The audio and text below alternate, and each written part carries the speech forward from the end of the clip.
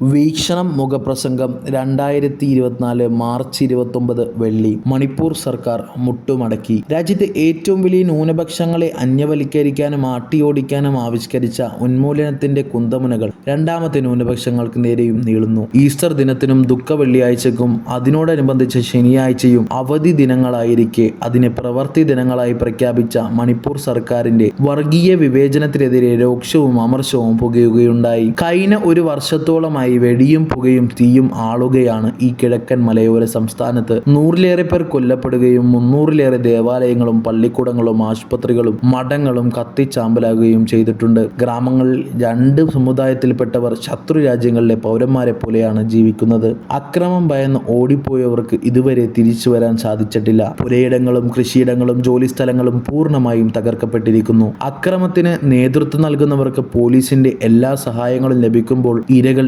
നിസ്സഹായരായി നോക്കി നിൽക്കേണ്ട അവസ്ഥയാണ് വരുന്നത്. കഴിഞ്ഞ ക്രിസ്മസും ഈസ്റ്ററും ആഹ്ലാദമൊഴിഞ്ഞ ആഘോഷങ്ങളായിരുന്നവർക്ക് നോവിന്റെയും ഉയർപ്പിന്റെയും ഓർമ്മകൾ ഉണർത്തുന്ന ഇത്തവണത്തെ ഈസ്റ്ററും കറുത്ത ദിനങ്ങളായി കടന്നു പോവുകയാണ്. സാമ്പത്തിക വർഷത്തിന്റെ അവസാന ദിവസങ്ങളായതുകൊണ്ടാണ് ഈസ്റ്ററിന് അവധി നൽകാതിരുന്നതെന്നാണ് സംസ്ഥാന സർക്കാരിന്റെ വാദം. ഇന്ത്യയിലെ മറ്റു സംസ്ഥാനങ്ങളിലും കേന്ദ്രഭരണ പ്രദേശങ്ങളിലും അവധിയായിരിക്കെ സാമ്പത്തിക വർഷത്തിന്റെ പേര് പറഞ്ഞ് അവധി നിഷേധിക്കുന്ന സർക്കാർ ലജ്ജാവഹമാണ് ചെയ്യുന്നത്. ഒരു കൊച്ചു സംസ്ഥാനത്തിന്റെ അധികാരം നിലനിർത്താൻ ഇത്രയധികം ആളുകളെ കൊല്ലുകയും അവരുടെ സ്വത്തുക്കൾ നശിപ്പിക്കുകയും ചെയ്യുന്നവർ എത്ര ഹീനവും ക്രൂരവുമായ രാഷ്ട്രീയ രീതിയാണ് പിന്തുടരുന്നത്. കലാപകലുഷിതമായ മണിപ്പൂരിനെ രക്ഷിക്കാനും തീയണക്കാനും യാതൊന്നും ചെയ്യാത്ത പ്രധാനമന്ത്രിയും കേന്ദ്ര ആഭ്യന്തരമന്ത്രിയും ആഗ്രഹിക്കുന്നത് ഒരു വിഭാഗത്തിന്റെ സമ്പൂർണ്ണ നാശമാണ്. രാജ്യത്തിന്റെ മറ്റു ഭാഗങ്ങളിൽ വംശീയഹത്യക്ക് വിധേയമാകുന്നത് ഒരു മതക്കാരാണെങ്കിൽ വടക്ക് കിഴക്കൻ സംസ്ഥാനങ്ങളിലെ ആക്രമണത്തിന്റെ കുന്തമുന തിരിച്ചു പിടിച്ചിരിക്കുന്നത്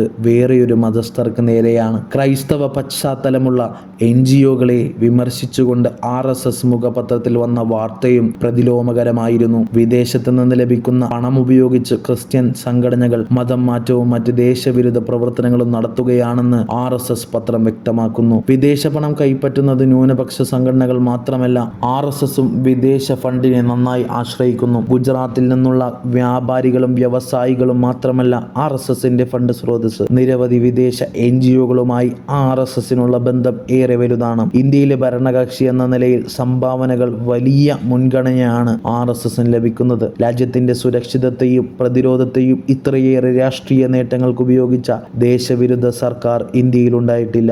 ജമ്മു കാശ്മീരിൽ സുരക്ഷാ സേനയുടെ പ്രത്യേക അധികാരങ്ങൾ വെട്ടിക്കുറച്ചപ്പോൾ നാഗാലാൻഡിലെ അഫ്സ്പ കാലാവധി നീട്ടുകയായിരുന്നു. കേന്ദ്ര സർക്കാർ എല്ലാ അടവുകളും പയറ്റിയിട്ടും മൂന്നാം ഊഴത്തിനുള്ള അവസരം ലഭിക്കുന്നില്ലെങ്കിൽ മറ്റൊരു പുൽവാമയോ ഉറിയോ നമുക്ക് പ്രതീക്ഷിക്കാം. മണിപ്പൂർ സർക്കാരിന്റെ നടപടിക്കെതിരെ രാജ്യമെങ്ങും ഉയർന്ന പ്രതിഷേധങ്ങളെ തുടർന്നാണ് തീരുമാനം മാറ്റാൻ മണിപ്പൂർ സർക്കാർ തയ്യാറായത്. ജനശക്തിക്ക് മുന്നിൽ ഭരണകൂടം മുട്ടുമടക്കിയിരിക്കുകയാണ്. ജനഹിതം നോക്കാതെയുള്ള ഏത് നടപടിയെയും പരാജയപ്പെടുമെന്നുള്ളത് എല്ലാ സർക്കാരുകൾക്കുമുള്ള പാഠമാണ്.